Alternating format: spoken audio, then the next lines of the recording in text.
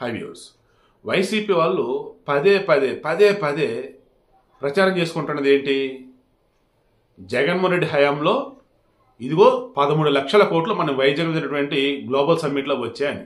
నేను వెనకాల అటాచ్ చేస్తాను చూడండి. మరి ఆ కంపెనీలన్నీ వచ్చాయా? ఎక్కడ పెట్టారు? ఉద్యోగాలు ఎంతమందికి ఇచ్చారు? వైసీపీ అభిమానులు ఎవరు ఉంటే చెప్పండి. ఎందుకంటే ఈరోజు షర్మిల జగన్ గారు చెల్లెడు ఏమన్నారు? అయ్యా విజయసాయిరెడ్డి గారు 13 లక్షల కోట్లు వచ్చాయన్నారు కదా మన వైజాగ్ గ్లోబల్ సమ్మిట్లో. ఏవో 13 లక్షల కోట్లు ఎన్ని కంపెనీలు పెట్టారు, ఎంతమందికి ఉద్యోగాలు ఇచ్చారు చూపండి అని చెప్పేసి అంటున్నారు. అరే దావోస్లో జరిగే వరల్డ్ ఎకనామిక్ ఫోరం సంబంధించి దానికి వెళ్లకుండా ఉన్నారు. అదేమంటే అబ్బాయి అవన్నీ మాకు అనవసరం, అవన్నీ బడాయి కొట్టే వాళ్ళు వెళ్తారు, మేము ఎక్కడే ఉన్నా సూపర్ సాధించాం. అదే ఏం సాధించారు మీరు? పెట్టుబడులు ఉండవు, కంపెనీలు ఉండవు. ఇవి కాక ఇదిగో ఆమె చెప్పింది కానీ టీడీపీ చెప్తుంది, జనసేన వాళ్ళు చెప్తుంది. జగన్మోహన్ రెడ్డి వచ్చిన తర్వాత, ముఖ్యమంత్రి అయిన తర్వాత వెళ్ళిపోయిన కంపెనీలు ఈ లిస్టు.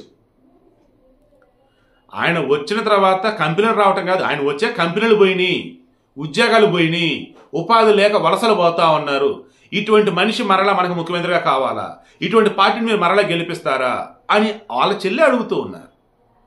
ఏ జగన్మోహన్ రెడ్డి అయితే రాజన్న పరిపాలన తీసుకొని చెప్పేసి నేను గెలిపించానో ఆయన ఫెయిల్ అయ్యాడు. ఆ జగన్ ఫెయిల్ అయ్యాడు. అందుకని వద్దు, ఆ జగన్ వద్దు, ఆయన గద్దె దించండి, పదవి దించేద్దాం, వైసీపీ ఓట్లు వేయొద్దు, కాంగ్రెస్ ఓట్లు వేయని చెప్పి సామంటుంది. నేనేమంటాను, ఎవరికి ఓటేస్తారంటే మీ మనస్సాక్షి ఇష్టం. నేనైతే జగన్ వచ్చాక ఏ కంపెనీలు వచ్చాయని వీళ్ళు ప్రచారం చేసుకుంటున్నారో, ఏ ఉద్యోగాలు వచ్చాయని వీళ్ళు ప్రచారం చేస్తున్నారో అవన్నీ ఎంత ఫేక్ అన్నది ఒక్కసారి రీచెక్ చేసుకోండి మీరు కూడా. అండ్ ఆయన వచ్చిన తర్వాత కంపెనీలు రావటం కాదు, ఉన్న కంపెనీలు పోయినాయి అనడానికి వెనకాల పెట్టినప్పుడు ఒక ఎగ్జాంపుల్ అవునా కదా మీరే చెక్ చేసుకోండి.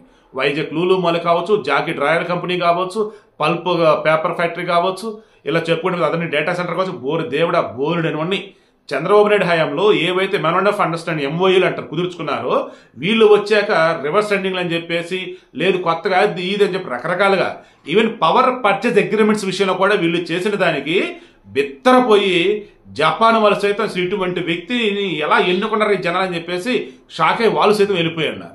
ఈ పవర్ పర్చేజ్ అగ్రిమెంట్స్ విషయంలో జగన్మోహన్ రెడ్డి చేసినటువంటి తప్పుల వల్ల ఏపీ పరువు పోవటమే కాక ఏపీలో పెట్టుబడులు పెట్టాలంటే భయపడిపోయి దూరంగా ఉన్నారు చాలామంది. ఈరోజు ఏపీలో ఎక్కడైనా కానీ పవర్ కట్స్ ఉంటూ ఉన్నా, ఈ జగన్మోహన్ రెడ్డి 5 ఏళ్ల పరిపాలనలో కరెంటుకు సంబంధించిన ఇబ్బందులు ఉన్నా, విచ్చలవిడ కరెంటు ఛార్జీలు పెరిగినా దాని అంతా కారణం ఏంటి అంటే చంద్రబాబు నాయుడు సమయంలో పవర్ పర్చేజ్ అగ్రిమెంట్స్ ఏవైతే చేసుకున్నారో దానిని కాదని జగన్మోహన్ రెడ్డి పక్కన పెట్టడమే దీని అంతా కూడా కారణం. ఇలా చెప్పుకోండి అయితే నెంబర్ ఆఫ్ ఉన్నాయిలే, కానీ ఇప్పుడైతే నేను సింపుల్గా అడుగుతున్నది ఇదే. ఆయన హయాంలో ఏవైతే కంపెనీలు వచ్చారంటున్నారో ఎక్కడున్నాయి ఆ కంపెనీలు, అందులో ఎంతమందికి ఉద్యోగాలు ఇచ్చారు ఒక్కసారి వైసీపీలు చెప్పండి. కాదు కూడదంటారా? షర్మిల చెప్తున్నట్టు, టీడీపీ చెప్తున్నట్టు, జనసేన వాళ్ళు చెప్తున్నట్టు ఓ నిజమన్నా మీరు ఒప్పుకోండి. ఏమని? అవును మా జగన్ వచ్చాక కంపెనీలు రాలేదు, ఉన్నవే పోయినాయి అని చెప్పేసి.